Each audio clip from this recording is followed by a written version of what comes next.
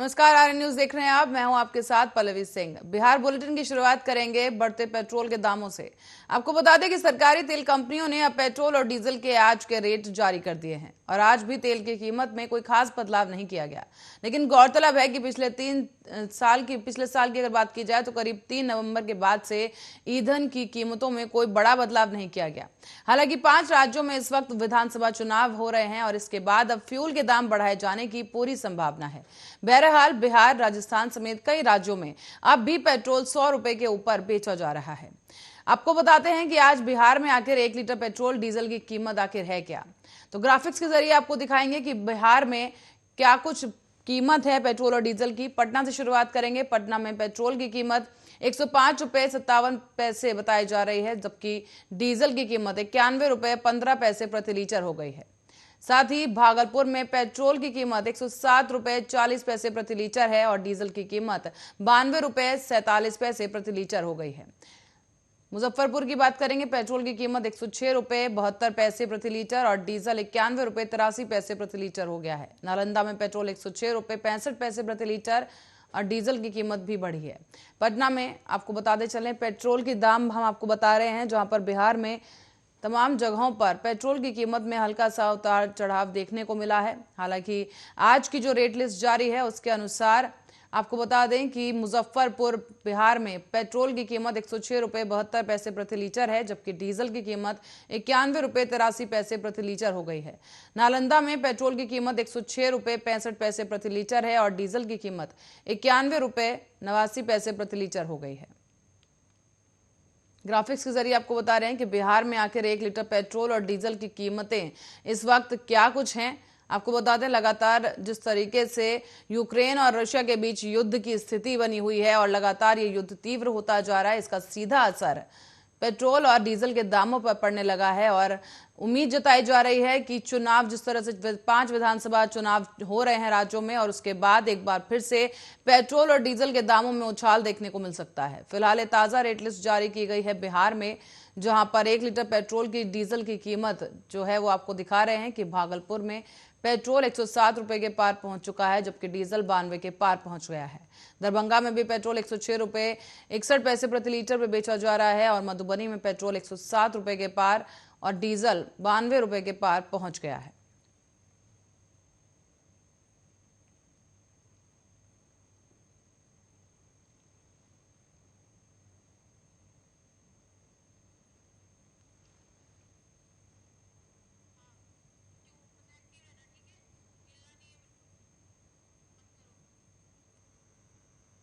तो वहीं रुक करेंगे अगली खबर की ओर। बिहार में एक बड़ी खुशी की खबर देखने को मिली है, जहां पर अस्पताल में एक बेटी के जन्म पर एक पिता फूला नहीं समाया और उसकी खुशी चर्चा का केंद्र बन गई।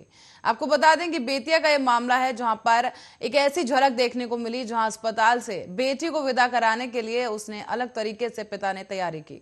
आपको बता दें कि अस्पताल में बेटी के जन्म पर हर ओर से बधाई की गूंज आने लगी। पिता के साथ साथ परिवार के अन्य सदस्य भी घर में लक्ष्मी के आने पर खुश नजर आए।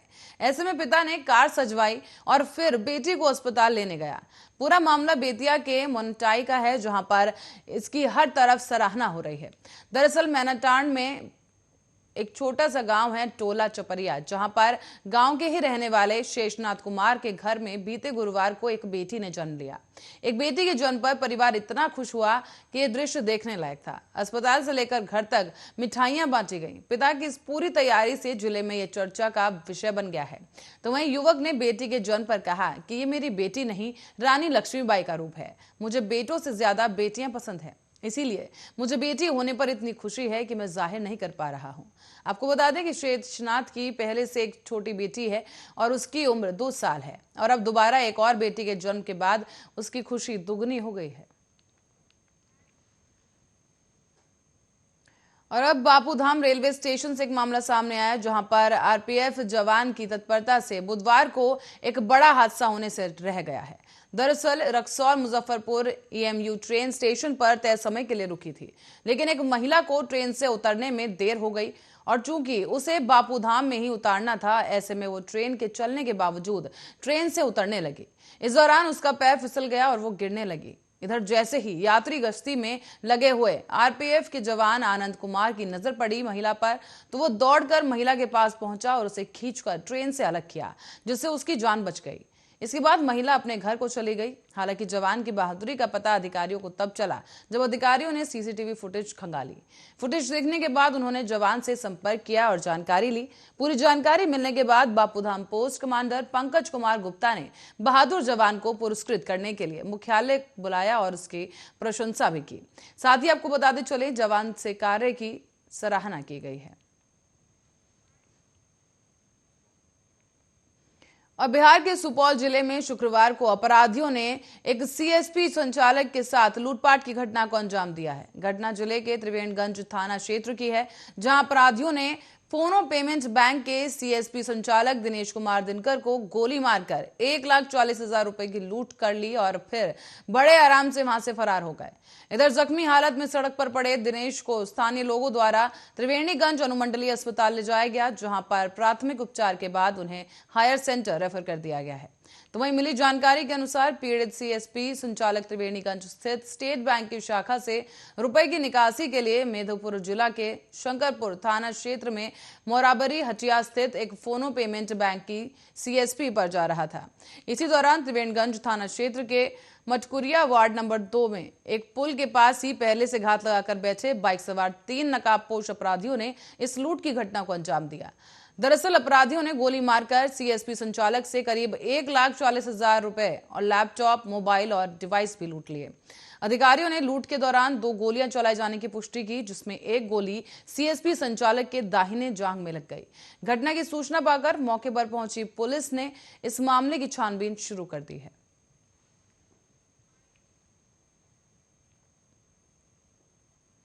और बिहार के दरभंगा में अपराधियों के हौसले बुलंद हो चले हैं। अपराधी आए दिन हत्या और लूट, गोलीबारी और चोरी जैसी तमाम घटनाओं को अंजाम दे रहे हैं। लेकिन ताजा घटना फिलहाल जिले के घनश्यामपुर थाना क्षेत्र की है, जहां एसबीआई परिसर में दिन दहाड़े चोरी की घटना को अंजाम दिया गया। मिली जानकारी के अनुसार गढ़ेल गांव निवासी छोटू कुमार भारती बैंक से अपने खाते से ही पैसे निकालने गए थे। बता दें कि थाना क्षेत्र स्थित एसबीआई की शाखा से पैसे निकालने के बाद जब वो बाहर आए और पैसे को गाड़ी की डिक्की में रखा, फिर उसके बाद अन्य किसी काम से जब बैंक के अंदर युवक गया। हालांकि कुछ देर बाद जब वो वापस बैंक से लौटा तो उसने देखा कि बाइक की डिक्की टूटी हुई है। तो वहीं डिक्की में रखे 20,000 नगद रुपए भी गायब मिले। ऐसे में उन्होंने बैंक मैनेजर को इस घटना की जानकारी दी। तो वहीं बैंक मैनेजर ने परिसर में लगे सीसीटीवी फुटेज को खंगाला, तो देखा गया कि एक व्यक्ति बाइक की डिक्की तोड़ रहा है, तो वहीं दूसरी ओर एक व्यक्ति खड़ा है जो बाइक चालू कर निगरानी कर रहा है। इसी दौरान थोड़ी देर के बाद ही पहला व्यक्ति बाइक की डिक्की तोड़कर उसमें से पैसे लेकर दूसरे व्यक्ति के साथ फरार हो जाता है। बहरहाल पुलिस इस पूरे मामले की जांच पड़ताल कर रही है। का स्वागत है। बिहार बुलेटिन में शुरुआत करेंगे एक बार फिर से भागलपुर से। आपको बता दें कि शुक्रवार को एक घर में हुए धमाके से 14 लोगों की मौत की पुष्टि की गई है। ये ब्लास्ट इतना भयानक था कि आसपास के 3 घरों में भी नुकसान हुआ है। धमाके की गूंज से लोग सहम गए थे। तो वहीं यहाँ पर कोई पहली बार ऐसा नहीं हुआ जब इस घर में पहली बार विस्फोट हुआ हो। बताया जा रहा है कि साल 2008 में भी इसी घर में विस्फोट हुआ था, जिसमें 4 लोगों की मौत हो गई थी। आपको बताते चलें कि काजवल चीक मोहल्ला का ये मामला है, जहां पे 14 साल बाद एक बार फिर से भीषण धमाका हुआ है और इस ब्लास्ट में अब तक 14 लोगों की जान जा चुकी है। स्थानीय लोगों की माने तो पिछली बार भी इसी तरह का एक विस्फोट होने की वजह से पूरा इलाका दहल गया था और उस समय दीपावली के आसपास की ये घटना थी। घटना को लेकर प्राथमिकी भी दर्ज कराई गई थी और लोगों का आरोप है कि यहां पटाखे बनाने का काम कई सालों से चला रहा है। इसी की शिकायत भी थाने में कई बार की गई। लोग दबी जुबान में अब ये भी कह रहे हैं कि पटाखे और आतिशबाजी के सामान यहां अवैध रूप से बनाए जा रहे थे, जिसकी आड़ में बारूद जमा किया जाता था। उधर पुलिस उप निरीक्षक सुजीत कुमार भी यही कहते नजर आए कि 2008 में भी इसी घर में विस्फोट की घटना हुई थी, जिसमें 4 लोगों की मौत हो गई थी। इस बीच कर्तव्यहीनता के आरोप में तातारपुर के थाना प्रभारी संजय कुमार सुधांशु को तत्काल प्रभाव से ही निलंबित कर दिया गया था। और मुजफ्फरपुर जिले के सकरा थाना क्षेत्र के रूपनपट्टी चौक के पास ही देर रात को एक ट्रक और कार में आमने सामने की भिड़ंत हो गई।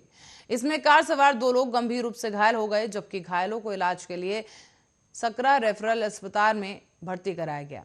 इस टक्कर में कार के परखच्चे उड़ गए तो वहीं सामने से कार पूरी तरह से क्षतिग्रस्त हो गई है। इस घटना के बाद मौके पर अफरा तफरी का माहौल देखा गया। आसपास के लोग भी भीषण टक्कर की आवाज सुनकर घटनास्थल पर पहुंच गए। कार में सवार 2 लोगों को बाहर निकाल लिया गया और उनकी हालत इस वक्त बेहद खराब बताई जा रही है। शरीर पर जख्म के निशान थे और खून भी काफी निकल चुका है। स्थानीय लोगों ने पुलिस को इस मामले की सूचना दी, जिसके बाद घायलों को फौरन ही अस्पताल पहुंचाया गया है। प्रारंभिक इलाज के बाद घायलों को नाजुक देखते हुए इनकी स्थिति को उनको SKMCH रेफर कर दिया गया और थानेदार सरोज कुमार ने जानकारी दी कि ट्रक समस्तीपुर की दिशा से और कार मुजफ्फरपुर की दिशा से आ रही थी।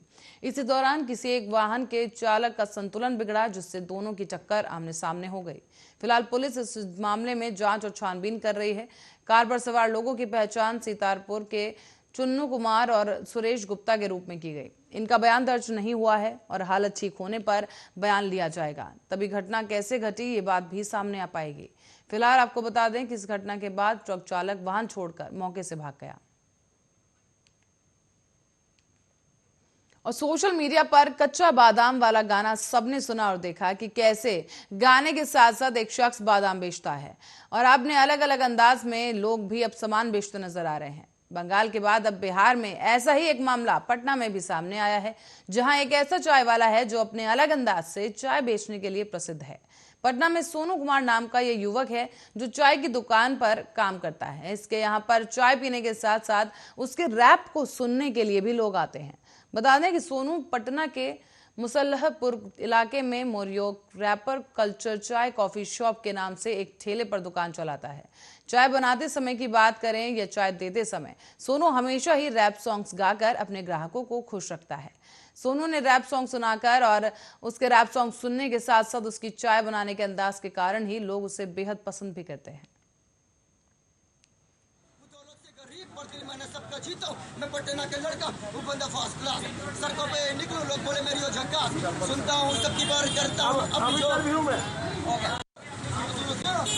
सुनो सुनो सुनो सुनो सुनो गौर से भाई तेरा आया टॉप फ्लोर से मैंने लिखा एक पटना के ऊपर रैप सुनो मैं पटना का लड़का किसी से न डरता दिल में जो ठान लो वो जिद पूरी करता मैं जिद पूरी करता नफरत करना ना सीखा प्यार करना मैंने सीखा वो दौलत से गरीब पर दिल मैंने। तो ये अब खबर रुके कद बताते हैं आपको। जमुई से खबर सामने आई है जो शनिवार की सुबह को खैरागढ़ी मुर्ग मार्ग पर एक घनेवरा के समीप ट्रक की टक्कर से बाइक सवार 2 सैफ जवान गंभीर रूप से घायल हो गए हैं। दोनों का इलाज खैरा अस्पताल में भर्ती कराया गया और यहां पर डॉक्टर ने प्राथमिक उपचार के बाद बेहतर इलाज के लिए सदर अस्पताल जमुई उन्हें भेज दिया है।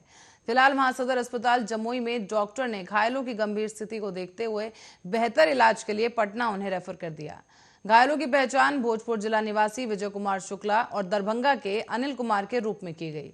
तो वहीं आपको बताते चलें कि ये दोनों ही झारखंड के गिरिडीह जिले में सेवाटांड पिकेट में पोस्टेड थे, जहां दोनों जमुई किसी काम से आए थे। शनिवार की सुबह ही वो वापस जाने के दौरान खैरागढ़ी मुख्य मार्ग स्थित घनवेरिया के पास तेज रफ्तार एक ट्रक ने ठोकर मार दी है, जिससे वो दोनों गंभीर रूप से घायल हो गए। तो वहीं घटना की सूचना मिलते ही सेवाटांड पिकेट से सैफ के जवान सदर अस्पताल पहुंचे, साथ ही एम्बुलेंस से दोनों को पटना ले जाया गया।